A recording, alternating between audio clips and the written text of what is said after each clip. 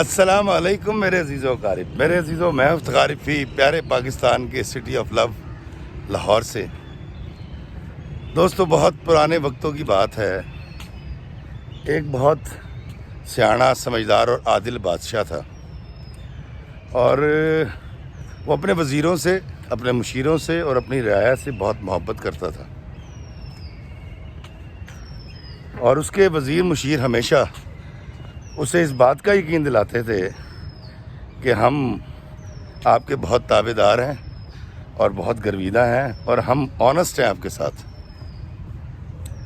دوستو، بادشاہ نے ایک دن اپنے 3 وزیروں کو بلایا۔ ان میں سے 2 وہ تھے جو بہت پکے دعوے دار تھے، اور ان کا یہ کہنا تھا کہ بادشاہ نے وزیر اعظم جس وزیر کو بنا رکھا ہے وہ اس قابل نہیں ہے۔ تو ان 2 معترض، اعتراض کرنے والے وزیروں کو، اور جو وزیر اعظم تھا جس کو بادشاہ بہت کمپیٹنٹ سمجھتا تھا، اس کو سمیت تینوں کو بلایا، اور بادشاہ نے ان کو ایک بڑے سائز کی بوری دی، بڑی مضبوط بوری دی، اور ان تینوں کو یہ کہا کہ تم شاہی باغ میں چلے جاؤ اور وہاں سے اعلیٰ ترین اچھے ذائقے دار رس بھرے پھل اس میں بھر کر لے کر آؤ، اور یہ یاد رکھنا کہ اس بات پہ فیصلہ ہوگا کہ کس کے پھل اچھے ہیں، اور انعام و اکرام سے بھی نوازا جائے گا۔ اب تینوں چونکہ دعوے دار تھے اس بات کے کہ بادشاہ سلامت، ہم تو آپ کے بڑے تابع دار ہیں، بڑے متی ہیں، تو ان تینوں نے وہ بوری پکڑی اور وہ چلے گئے شاہی باغ میں۔ بادشاہ کا جو مخالف تھا بہت زیادہ، اور صرف وزارت عظمیٰ چاہتا تھا، اس نے کہ یار بادشاہ نے کس کام پہ لگا دیا، اور بادشاہ نے تو 1-2 پھل کھانے ہوں گے، 4 کھا لے گا۔ تو اس نے یہ کیا کہ نیچے پہلے اس نے پتھر، اینٹیں اور روڑے بھرے اس میں، گھاس پھوس، اور اس کے اوپر اس نے پھلوں کی 2 تہہ لگا دیں، اچھے اعلیٰ ترین پھلوں کی۔ مطلب اس نے 90% پتھر ڈالے اور 10% پھل رکھے اوپر۔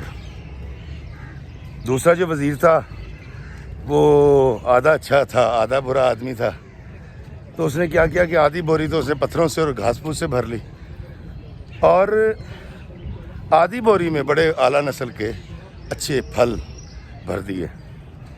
لیکن جو وزیر اعظم تھا، جو بڑا کمپیٹنٹ تھا، السلام علیکم حضور، کیسے ہیں؟ کیسے ہیں سر آپ؟ میں بالکل ٹھیک ہوں۔ آپ یہ جاب کرتے ہیں؟ جی سر، جاب کرتے ہیں۔ کیا جاب کرتے ہیں؟ میں سر مالی ہوں۔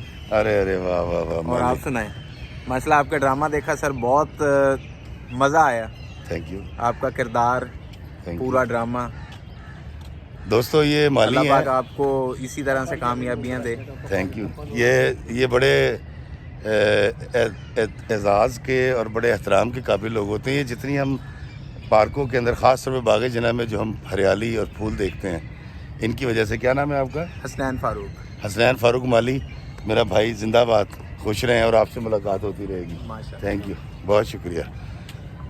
تو دوستو، جو تیسرا وزیر تھا، جو وزیر اعظم تھا، بڑا کمپیٹنٹ آدمی تھا، تو اس نے بڑی احتیاط کے ساتھ، بڑی محبت اور بڑی متانت کے ساتھ، کیونکہ بادشاہ کی اس کو جانتا تھا شوق کو، اس نے اچھے ان کی مرضی کے پھل اوپر سے لے کے نیچے تک فل بھر دی، اور اس کے اوپر بھی ایک تہہ لگا دی۔ اب یہ تینوں بوریاں اٹھا کر لائے، بادشاہ کے حضور پیش کیا، دربار لگا ہوا تھا۔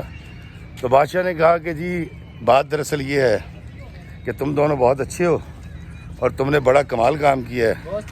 اور کیا کس چیز کی شوٹنگ کر رہے ہو بیٹا؟ یہ برانڈ شوٹ ہے باس۔ اچھا، ویری گڈ، بنا لا چھتی بنا لا۔ تھینک یو، سلامت رہے، جلدی بنائے۔ Thank you. تو بادشاہ، تو دوستو، وہ جو وزیر اعظم تھا وہ بڑا کمپیٹنٹ آدمی تھا، تو اس نے کیا کیا کہ اس نے بڑے اعلیٰ نسل کے پھل بھرے اور تینوں بوری اٹھا کے بادشاہ کے حضور پیش ہو گئے۔ اب جو بادشاہ سلامت تھے، انہوں نے بجائے پھل کھانے کے ان تینوں کو ایک جگہ پہ بٹھایا، اور جلاد کو بلایا، داروغہ زندان کو بلایا، اور اسے کہا کہ یہ تینوں کو لے جاؤ اور الگ الگ زندان خانے میں اکیلے قید کر دو، ساتھ میں ان کو دے دو ایک بڑا گھڑا پانی کا بھر کے، اور جب مہینہ پورا ہو جائے تو ان کے میرے دربار میں پیش کرنا، اور کھانے کے لیے ان کو انہی کی بھری ہوئی بوریاں دے دی جائیں۔ جو یہ پھل میرے لیے بھر کے لائے ہیں وہ انہی کو دے دو، انہوں نے بڑی محنت کے ساتھ بھرے ہیں۔ اب بادشاہ سلامت کا حکم تھا، وزیروں کی مجال نہیں تھی، انکار کرتے، انہوں نے جا کے زندان خانے میں قید کر دیا گیا، داروغہ زندان نے قید کر دیا۔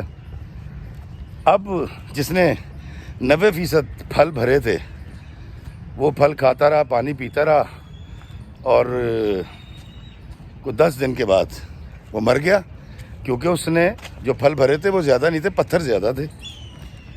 دوستو، جو دوسرا وزیر تھا جس نے 50% پھل اور 50% پتھر بوری میں بھرے تھے، وہ بیچارہ 25-26 دن زندہ رہا، وہ بھی مر گیا، کیونکہ اس کے پاس کھانے کے لیے کچھ نہیں تھا۔